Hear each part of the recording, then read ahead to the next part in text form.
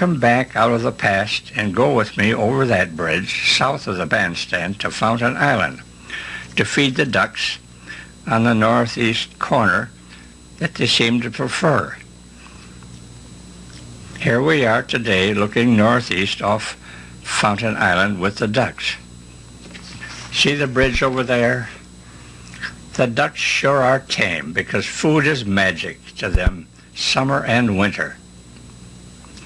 There were many ducks here years ago, but they knew enough to fly south in winter when this picture was taken of the old boat Nida in January 1918. She was owned by Frank Schultz, who ran the boat livery from 1915 to the middle 30s and was built by the Pope Boat Company in 1907. I remember watching Frank one cold day in December when an early freeze came and froze the ice before Frank got the boat out of water. That day he tried to saw the ice around the boat, but it was so cold that the ice refroze right behind the saw. So Frank gave up and left the boat like this. See the old wooden bridge over northeast, over the main channel? I have had many rides on that Nida when it was fashionable to pay 35 cents for about a half-hour ride on the lake. Now come back into the present day again and walk south on Fountain Island to the arch footbridge that goes over east to Oven Island. And let's walk up on the western end of that bridge about 8 feet and turn facing southwest towards the deer pen and the Vulcan plant. It's over there on Main Street behind the trees. Now facing this way from the top of an old boat right here in the summer of 1917, this picture was taken of the old boat sailing sloop Kilwinning. Matt Schiller was fixing up so he could take her to Florida by way of the Fox River, Portage Canal, down the Mississippi to the Gulf of Mexico. I'll never forget how I would wake up before dawn on 7th Street, ride my bike out to the park, and just as the sun's red and yellow rays began to light up the marsh, I would walk up on that little wooden pier, and the smell of bacon and eggs would come out of the boat's cabin like I never smelled before. But Matt never realized a dream because the Portage Canal was too shallow by then, so he gave up the trip, left the Kilwinning again to the elements, and went back to Madison. See the row of old boathouses over near Main Street? As the sun rose, the marsh began to fill with the songs of birds and the fragrance of lilies everywhere. Now again, come back into today with me and walk along the fence south of the fountain and look back southeast towards Kiesler Field. It's rather pretty looking along the fence and path on the south of that island. But when I took this picture from my skiff in the same spot in November 1921, there was no path, no fence, and no land right there because the little island was only about a third or one-fourth as large as Fountain Island is today.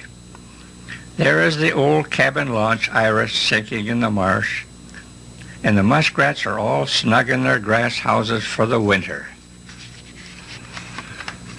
Now come back into the present time again and walk south towards the old steam locomotive and certain 50 feet before reaching it and turn to look north. We are also about 100 feet east of Main Street. This is a nice picnic area protected from the strong winds that come off the lake. There is the new barn where the zoo petting animals keep warm in winter. I remember when I stood right here, looking north on this same spot one cold winter day, and took this picture of the human animals trying to have a good time and keep warm on that Sunday afternoon, January 8, 1922. We had to dress warm back in those days or freeze, because there was no place to warm up like there is in some places today. Now let's come back out of the past and into the present time and walk south of the old steam locomotive 2714 to the corner of Main Street and Harborview Drive. Then let's walk east on the drive towards Park Avenue, about a block or a little more. Then walk over south of it to find the old railroad right-of-way that also went east to Sheboygan. Yes, there are traces of it left, buried cinders and very rotten wood from the old railroad ties that stretch east from here as we look down the right-of-way. Now let us walk ahead on that old right-of-way to Allen Street. We are about halfway between Main and Park Avenue here, and about 40 feet south of Harborview Drive. Then let us turn and face northeast, where we look over Harborview Drive. The lagoon over there, 150 feet away, the eastern part of Keesler Field, and the lighthouse beyond, behind the trees.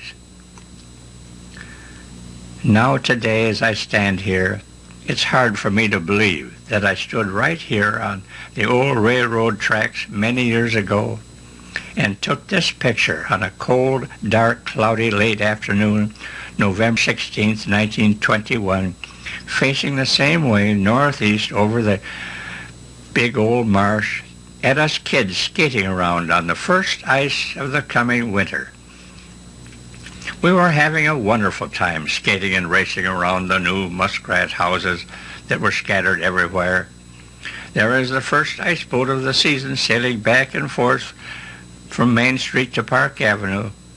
I remember the new ice was only 2 to 3 inches thick and crystal clear in places, and made us feel we were skating on open water because we could see the bottom weeds 6 to 9 feet below in places, as if there was no ice under us. It was scary. But let's wake up out of the past and go to Park Avenue and walk north to within 50 feet of the Park Avenue Bridge and look north. The bridge is on the left and the harbor is on the right. And many years earlier, facing the same way, I took this picture October 29th, 1921, looking north at the old bridge that was built in 1912, except it was about 75 feet north of the present one. Over on the other side towards the lake, that land was a tourist campsite then and ended just outside the right of the picture. Lighthouse Point had not been built yet, or thought about probably. Camping by car was very popular then, and some evenings there were as many as 70 camping parties out there. The cars were becoming quite reliable and the roads fairly good, even though they were not paved in summer. It was fun to walk through the city of tents and cars out there to see the car license plates from all over the country, from different states. But come, snap ourselves back into the day, 1992, and walk straight north over the bridge to the breakwater at the lake and look west at the stones that have withstood the many storms through the years and the battering of ice in winter. Those stones were nice and level once on top, so we could ride our bicycles on them. Let's go back 64 years to 1928 to look at those stones where we rode our bicycle. Here we are. See how nice and level it was on top for our bike? There is the old free swimming school, as we kids used to call it, and look at the water under it. The bathhouse was first built over the water and that island, and later the breakwater was built ahead out in the lake on the sand bottom on both sides where the kids played. Yes, the parkland had been extended out in the lake 50 to 75 feet in places to straighten the shoreline. In one place, as much as 150 feet, I can remember. We are close to the main bridge, so let's walk over on it to have a look at the new stone pavilion that was built in 1974. This one is the third one built on that spot and the nicest one by far, but it cost $175,000.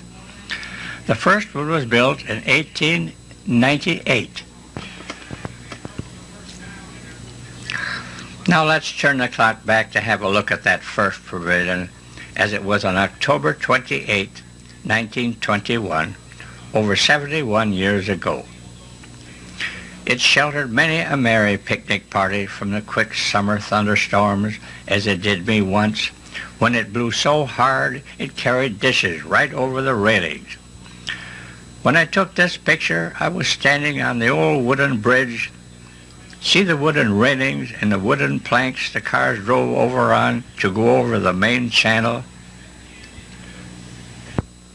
Fond du Lac once had the Pope Boat Company, a well-known boat-building plant, for a few years, from 1906 to the First World War, about in 1917.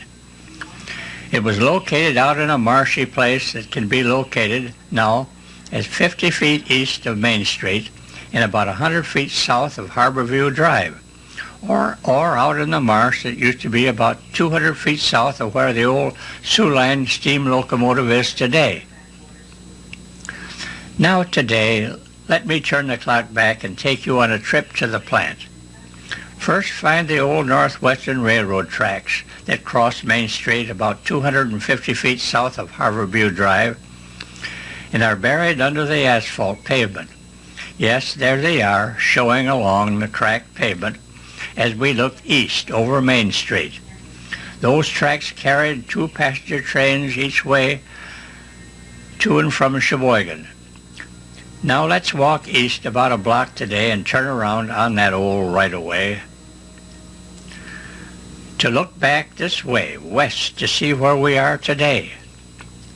See the high-tension line tower over to the north and the old stone buildings about 50 feet north of the railroad right-of-way? That building contains stone that made up the steam house that made the steam that made the bending of the wood possible. Now standing right here today, facing west, let's go back to 1909 or 10. Here we are looking at the old Pope Company buildings in the marsh. A railroad siding runs close to the big south door so the completed boats could be shipped by rail to all parts of the country. And off to the north of the buildings, to the right, not visible, is the basin where boats are launched into the water. Now come with me through that big open door on the south to see what was going on inside. I used to run away from home to watch the men steam bend the wood for the boat's ribs, and marveled how the men could bend the pieces of oak and ash in circles after steaming them. I loved the smell of cedar and oak and all the other woods mixed together. It was wonderful how the varnish made the mahogany so beautifully red and the spruce so golden yellow. The inside of the building looked so big to me as a little boy, about 8 and 9 then, and I dreamed that I would work there someday. Now let's walk north to the other end inside the building and go out that big north door that overlooks the north basin where they launched the boats for local people. Oh, there is Dolly Pope out in the basin in one of the hunting skiffs they make. She's out at the plant quite often. We're looking north-northwest and can see the big stone Vulcan plant through the trees at the left. The basin ended up there about 100 feet away at the boathouse and the posts and bulkheads up there. The outlet to the lake is at the right, out a long lagoon and out the main channel under the bridge to the lake. That is the way it was back about 1909 and 10. And now today, over 80 years later, let us see what this place looks like standing in the same place and facing the same way, looking out the big door at the north. Here we are now just east of Main Street. The basin is all filled in now, and Harborview Drive goes right over the middle of that big basin of water where Dolly Pope sat in the duck boat so many years ago. I know I'm right, because I used to spend hours there when a boy, and I knew about every foot of land there. Let's go back to look at Dolly Pope again. See the stone building of the Vulcan plant over at the left of the picture? The end of the inlet and basin is up to the north there, where the wooden bulkhead is with its post and the boathouse. We are looking north-northwest. Now today, let us walk north up to that northern end of the bulkhead and turn south to look back here where we are standing in the open door. Here we are looking southeast today in 1992 where the factory was.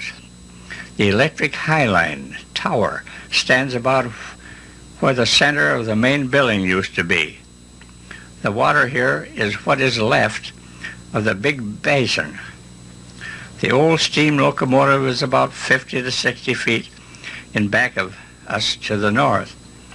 Now standing right here, facing the same way on the north end of the big old basin, let me take you back to a day in 1924. When I took this picture, the old Pope Company buildings had been torn down then, except the stone blockhouse where the furnace was that made the steam for the bending of the wood. There were only about half the houses then on Scott Street that there are now. And there's the old rainbow we kids had so much fun on, sinking over there right where they launched the boats out the big front door of Pope's plant. That place looked lonesome during those years. They were dumping trash and everywhere, destroying the marsh. But the memory of the old Pope Boat Building Company still lives on when looking at pictures of the beautiful 52-foot Queen of the Lake they built and launched in July 1906 for Henry Boyle. Henry Boyle made the yeast foam that our mothers used to make the bread rise. And the beautiful standard 32-foot launch they built for Chubb Zimmerman in 1914, the first engineer on the old steam locomotives of us. That launch was complete with a 4-cylinder, 4-cycle engine, leather cushions, topped with side curtains, brass rails and lights, pointer, anchor, complete. $500, about 80 years ago.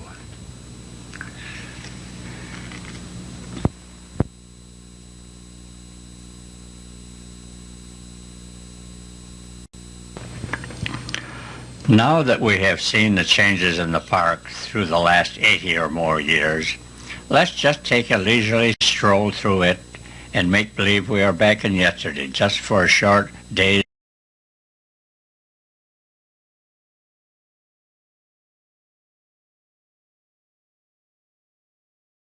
visit.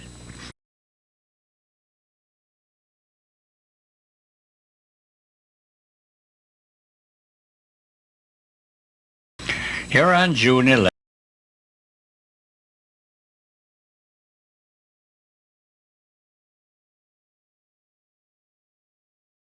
1921, is a little orange-colored streetcar waiting to take us out to the park waiting station nearby the breakwater. The car just goes back and forth from the south end of Main Street to the north end by the lake all day long in summer. Let's visit my friend, Herb Lewis, on May 22nd, 1922, out in back of the Vulcan plant, where he was trying to steam bend some wood with a tea kettle hung over a bonfire to repair the old sloop Rainbow you saw earlier that got stuck in the ice. This is a poor picture, but it shows the rear of the Vulcan plant with the old logging channel ending at the left at the back of the door of the plant. Let's visit one of the old sand beaches on the lake shore towards the river, where we had many good time in the evening, roasting wieners and marshmallows and singing songs over a campfire back in the 20s. And here I am back under the trees, away from the beach, out on that point, on a summer day in 1922. The ground was hilly, and the vegetation was thick with ferns, vines, and so forth, like a rainforest, hard to walk in, long before it became Fraser Point today. I remember going out to the park after supper on a June evening in 1921 and seeing these clouds gathering a little before sunset. Some were coming from the northwest and some from the southeast, and when they met, there was a real storm that had most everything a storm could have, including even a water spout about a quarter of a mile out in the lake. The first I'd ever seen and didn't know what it was. It was awe-inspiring beyond words. Let's go out on that old nickel swimming school and shoot and walk under the tower. It looks bigger when you get out under it. Now let's climb up to the stairs to the top where we can get a good look at the park either in winter or summer. In winter, things are not hidden by the vegetation.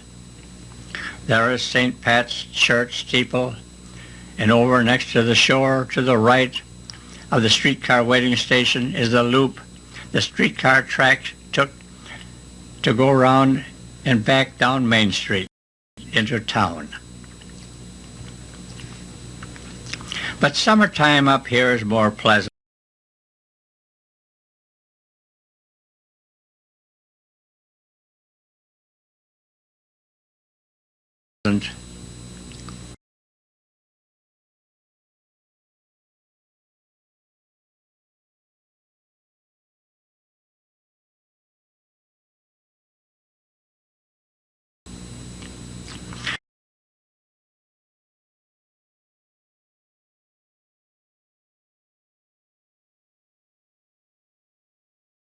We worked hard to carry pails of water up the stairs to wet the boards to make them slippery, and down we would go with nothing to hang on to but the flat wooden toboggan under us.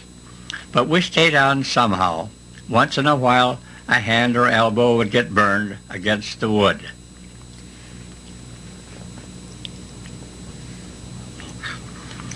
But winter always came around to end our swimming days, and cold weather froze ice on the lake, so Supley could cut it to fill his ice house on the river. Here in the following winter, on January 9th, 1922, the big 3-foot diameter power saw was used to cut a kerf, or cut about a foot deep in the ice, but not quite deep enough sometimes, so the men had to hand saw down through to the bottom of the ice that was 16 to 20 inches thick sometimes. See the men way out farther on the lake?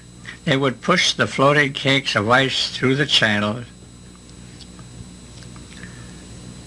and water and up the ramp and onto the flat horse-drawn bobsleds.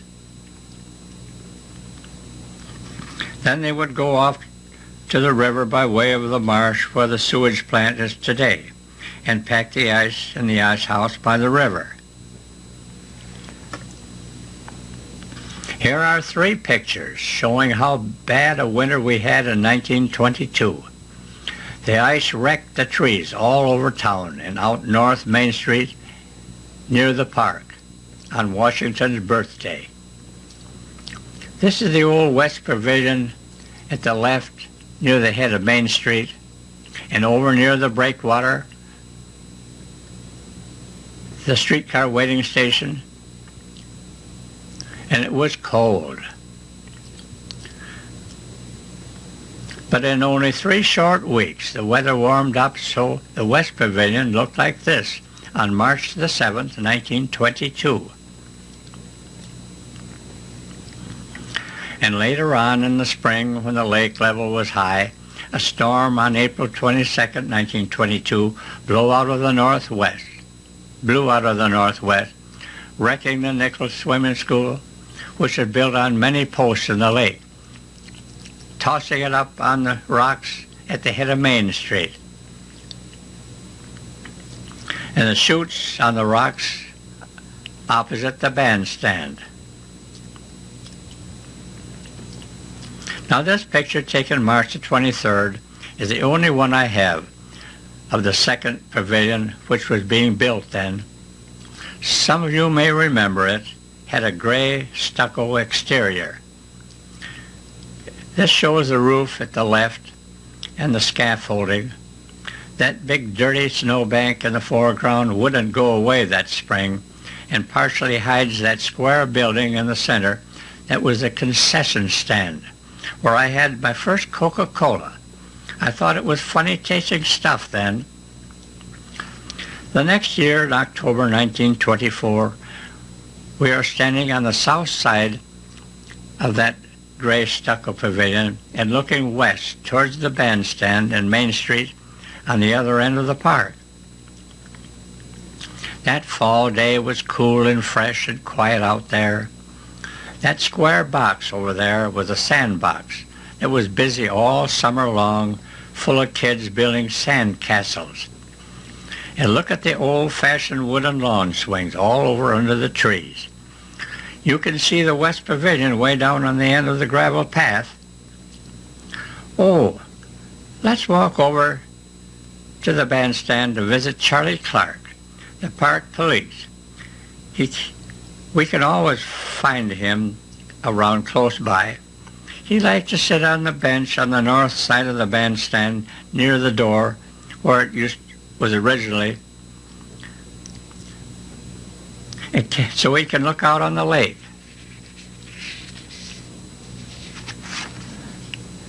He's had the job 11 years, since 1913, and he knows most everybody that comes out here. He was ready to help us boys any time, and he watched after our safety almost night and day. We appreciated that and tried to help him by keeping watch for vandalism, but there was not much of it in those days. Next, say hello to Tom Ryan over at the old boathouses where he has a job painting a boat. Tom was out at the lake most of the time and knew how to enjoy life.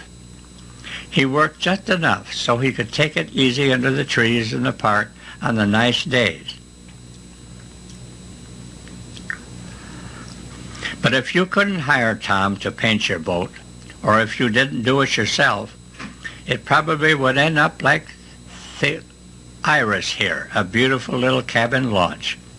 We didn't have fiberglass and modern materials then, and it took nature only 4 years with the help of the teeth of the muskrats to do this. Here's an important part of the park today. The old Sioux Line Railroad steam locomotive 2714 on the east side of Main Street as you drive out to the park. Her sister locomotive 2713 is up at Stevens Point behind a fence also. They were new in 1911 and pulled the beautiful cracked maroon-colored passenger trains, the Velvet Special and the Mountaineer, to Chicago for many years. They are both retired in 1955 when the era of steam ended. This is Chub Zimmerman, one of the first engineers on them, and he ran into a herd of steers once and said the blood flew all over, and he couldn't eat for some time. Chub died in November 1925. And this is Frank McCabe, about the last engineers on them. I took this picture of Frank May the 15th, 1981, just 4 days before he was taken to the hospital where he died soon after. By the way, old 2714 out at the park here holds a record made in her day for a steam locomotive. She ran on a regular run of 400 miles to Winnipeg, Canada for a number of years where she was turned right around and ran the 400 miles back, making a total trip of 800 miles without going to the roundhouse for care. So next time you pass her, give her a salute for the record she holds for a steam locomotive. Out on a small point near the pavilion, before Fisherman's Pier was built, 2 First World War cannons for many years kept vigil for German U-boats to come down the lake, but they never came. But the best use we found for them was to pose pretty girls on them to have their pictures, like this one taken in March 1928. But in summer, when we turned away from the cannon and looked west into the park and along the breakwater, we saw something quite peaceful and just the opposite of war, just what the park was supposed to do to help people forget their troubles for a while. I remember one March day in 1926 when I climbed up on the top of an old wooden toboggan slide just across Main Street from the Vulcan plant, and perhaps about 75 feet south, or about 100 feet north of Harborview Drive. Up there I pointed my camera north toward the lake and took this picture. Old Main Street was pretty muddy and narrow then, wasn't it? See the streetcar waiting station out north of the marsh, and the row of old boathouses to the east of the road where the small boats and canoes were kept. Then I pointed my camera 30 degrees to the right and got this view looking out the channel to the old wooden bridge we went under to go out into the lake. Part of the bridge is gone, as they were preparing to build the new stone bridge that summer, and the one that still stands there now in 1992. Then I pointed my camera to the right another 30 degrees to the right, about northeast, and got this view of Park Avenue and the bridge over there and the big hole beyond. The marsh was still frozen in March, and the muskrats were still snug in their grass houses everywhere. And when you put the 3 pictures together, you have a panorama of the north half of the big marsh like it was in 1926, and printed across the top page of the Reporter about 1981. Now we were on the east side of the main channel, just south of the old wooden bridge, looking west, back towards Main Street. Remember, the cars came out Main Street and came this way east to the bridge, and then had to go north some to go over that bridge, which is at the right just out of the picture. Then going east off the bridge towards Park Avenue, you made a jog south and then east past the tennis courts and along the lagoon.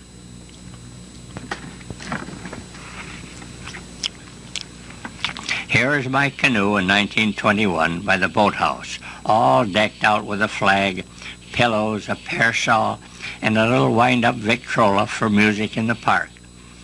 Canoeing was very popular back then, and it was common to see 15 or 20 out when there was a band concert out in the park on a summer evening, when music is enchanting over the water.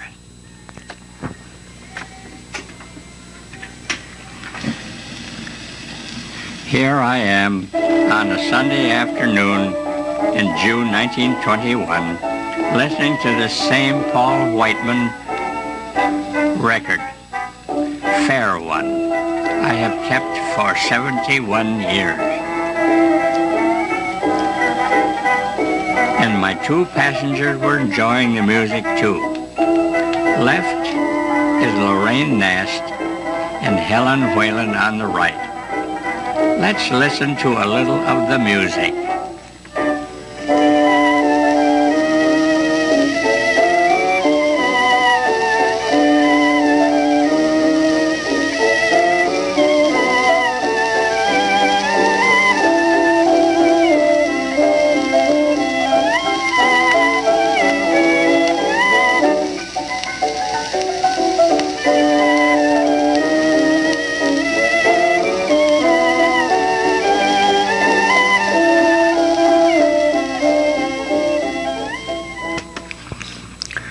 we are looking north on Park Avenue, about halfway between Scott and Harborview Drive in 1921. The road was narrow then, with water on both sides. And that railroad crossing sign up there ahead, you should watch out, because there were 4 trains a day between Fond du Lac and Sheboygan. I can remember when the road ended about 100 feet ahead, about at Harborview Drive, when Park Avenue ended there and didn't go any farther north, and the big hole was big then. Here we are on top of the lighthouse on a summer day in 1992, trying to look up into the mouth of Deneview Creek over to the left of the picture. You could once very well look up into that creek. Many people today don't know Deneview Creek once emptied right into the big hole, as everybody called it then. I climbed to the top of the lighthouse one day in 1934, the year after it was built, and took this picture looking southeast into the mouth of the creek over at the left of the picture. As you can see, there was no bridge over the creek to the east side of the big hole then, or there was no road there either. And if there was a road, you wouldn't have any reason to go for there, because there was not much but water and marsh grass where the yacht club is today. The harbor was still wide open to the lake over on that side. One day in late February 1922, there was a sudden thaw and flood that brought down dozens of these big ice cakes out of the creek that washed all over the big hole and a block out into the lake, and later froze again. And as I stood on one of those things that afternoon, I shuddered to think of running an ice boat through these things that were just where we sailed our ice boat fast in and out of the harbor, night or day. By the way, I was standing only about 10 to 15 feet west of where the yacht club is located today. I remember how cold we fellas used to get when we went skating and ice boating out there, and we dreamed that someday there would be a place to warm up. And years later, in the 1940s, when the old conservation barge that had served its usefulness was retired, a bunch of us fellas, with permission, floated it northeast in the big hole, put rock and earth around it to make the land the yacht club is on today.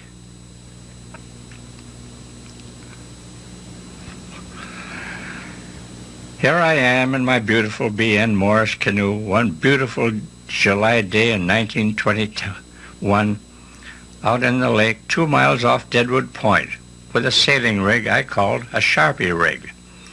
I could steer it with the sails only. I sailed all over the lake, night and day.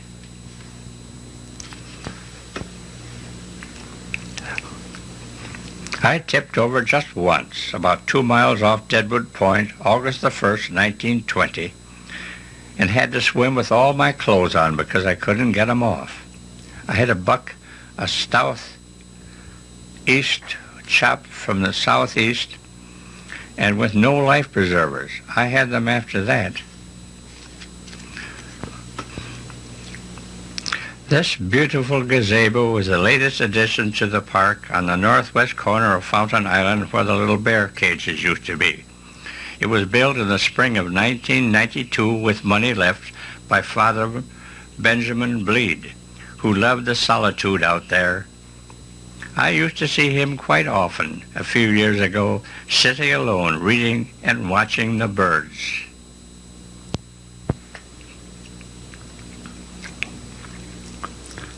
Little old Lakeside Park on the island with the bandstand that I knew so well as a boy remained about that way for many years, surrounded by the big marsh, which was all around it like this, full of wildlife, muskrats, frogs, fish, birds, and flowers. Until early in 1927, the people of Fond du Lac thought the little park was a little too small, and they voted $100,000 to enlarge it by filling over the 100 acres of that marsh. Several companies bid on the job, and Carl Newman of Oshkosh won out. He worked with his men that winter, taking soundings with rods through the ice in hundreds of places, and found it would take over 300,000 cubic yards on the east side of Main Street and the present kids' playground to do the job. The people had used the whole marsh as a dump for over 50 years, but by then the official dump was located just west towards the river on the west side of Main Street and would remain that way for some time to come. Carl Newman had to order special dredging equipment from Chicago to do the big job. Two types of dredges were needed. One dredge type had to move material a short distance, like 40 to 60 feet, with a dipper. And the other had to move material perhaps 1/4 to half a mile, and that was the sand sucker that could cut up the lake bottom out in the lake and move it hydraulically by centrifugal pumps with water through 6 to 10-inch diameter pipes to all parts of the marsh, to settling basins made by the dipper dredge.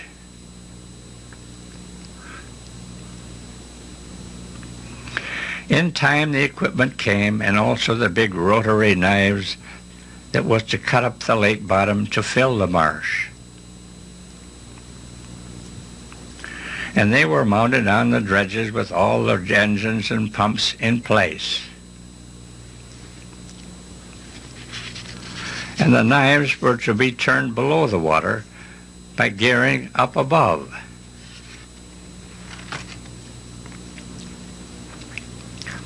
All this work had been going on rather quietly for months, even before the city had received permission from the federal government to use lake bottom to fill in the marsh. And I can remember one cold winter day in November when I walked out in the marsh about 100 feet east of Main Street on a new road that was being built then, and that road later became Harborview Drive. And I watched Newman's old dredge pile up the marsh bottom into the dike to make a settling basin. They were making the outer bank at the southwest corner of what was to become later Keesler Field. I watched that in the snowstorm that day, that thing roll from side to side in that lagoon they were creating, and wondered what was to become of that natural wildlife sanctuary I loved so well. But soon cold weather froze the marsh and ice, stopping all work. But Carl Newman could be seen often alone on a winter day, figuring out how best to do that big job. And one day in early spring 1928, I ran north off Park Avenue Bridge and east about 50 or 70 feet to the Land's End to get a picture of 4 coots. But they frantically started to fly east away from me when I took their picture. But look at that row of stone out there in open water at the mouth of the big bay we called the Big Hole. They had dumped the stone on the ice that winter, and there it was to become the outer breakwater or land or point that would be where Lighthouse is today.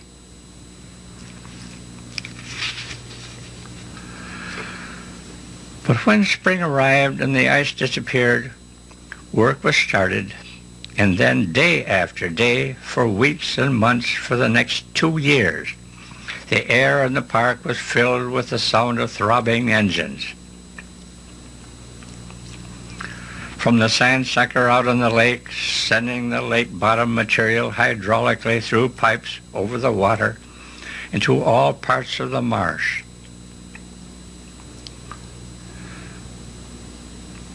Most people never saw this part of the operation because it was almost impossible to get to.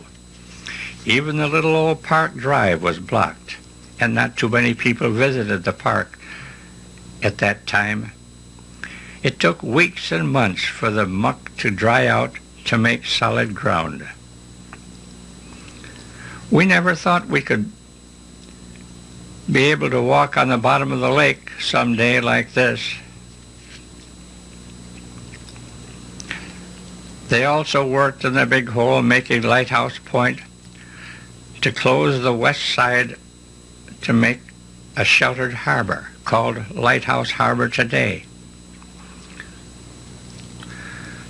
That point stopped the whitecaps from rolling down to the south shore, which is harbor down under where Harborview Drive is today.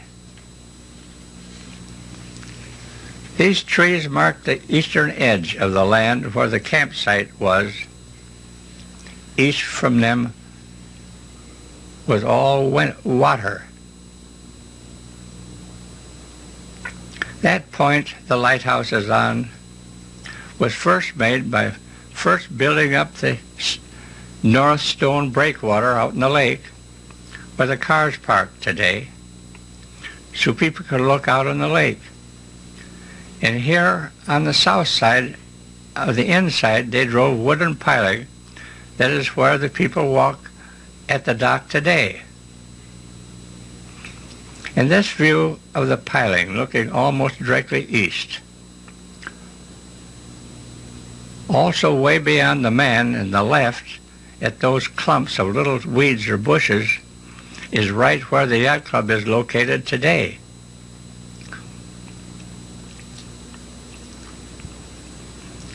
And this view shows it very well. One April day in 1929, I stood on Park Avenue Bridge looking northeast at the work that had been accomplished in a little over 1 year.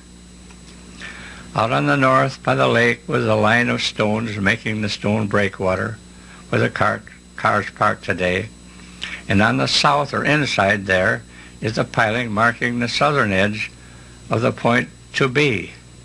All that remained was to fill in the inside by the sand sucker, which was working hard at the time.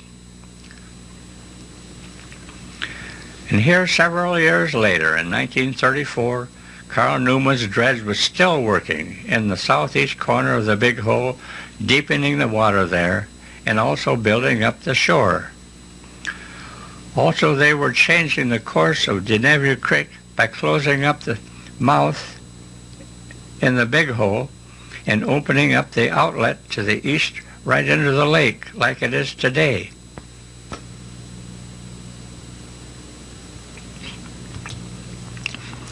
With the undetermined filling dump material from the early days and the dump west of Main Street, it is very safe to say that way over 1 million cubic feet of fill in that marsh has made Lakeside Park the place it is today. And it is safe to say the government would not allow it today.